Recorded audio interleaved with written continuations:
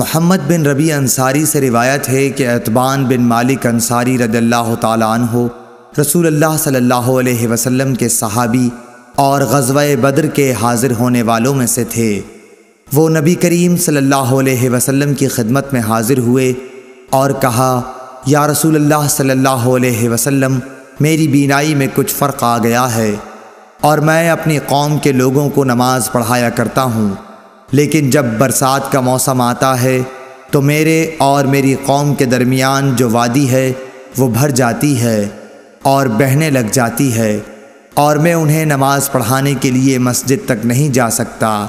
یا رسول اللہ، میری خواہش ہے کہ آپ میرے گھر تشریف لائیں اور کسی جگہ نماز پڑھ دیں تاکہ میں اسے نماز پڑھنے کی جگہ بنا لوں۔ راوی نے کہا کہ رسول اللہ صلی اللہ علیہ وسلم نے عتبان سے فرمایا، انشاءاللہ تعالی میں تمہاری اس خواہش کو پورا کروں گا۔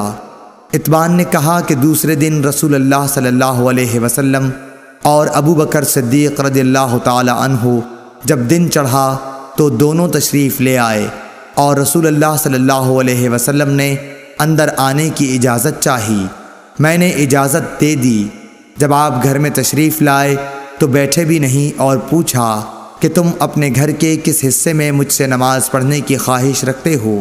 عتبان نے کہا کہ میں نے گھر میں ایک کونے کی طرف اشارہ کیا تو رسول اللہ صلی اللہ علیہ وسلم اس جگہ کھڑے ہوئے اور تکبیر کہی۔ ہم بھی آپ کے پیچھے کھڑے ہو گئے اور صف باندھی۔ پس آپ نے 2 رکعت نفل نماز پڑھائی، پھر سلام پھیرا۔ عتبان نے کہا کہ ہم نے آپ کو تھوڑی دیر کے لیے روکا اور آپ کی خدمت میں حلیم پیش کیا جو آپ ہی کے لیے تیار کیا گیا تھا۔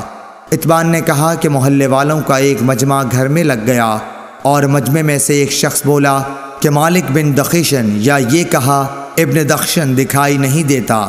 اس پر کسی دوسرے نے کہہ دیا کہ وہ تو منافق ہے جسے خدا اور رسول سے کوئی محبت نہیں۔ رسول اللہ صلی اللہ علیہ وسلم نے یہ سن کر فرمایا، ایسا مت کہو، کیا تم دیکھتے نہیں کہ اس نے لا الہ الا اللہ کہا ہے اور اس سے مقصود خالص خدا کی رضامندی حاصل کرنا ہے؟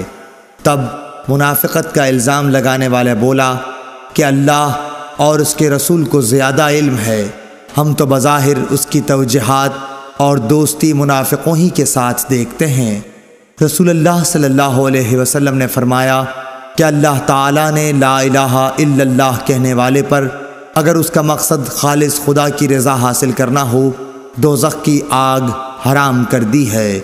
ابن شہاب نے کہا کہ پھر میں نے محمود سے سن کر حسین بن محمد انصاری سے، جو بنو سالم کے شریف لوگوں میں سے ہیں، اس حدیث کے متعلق پوچھا تو انہوں نے اس کی تصدیق کی اور کہا کہ محمود سچا ہے۔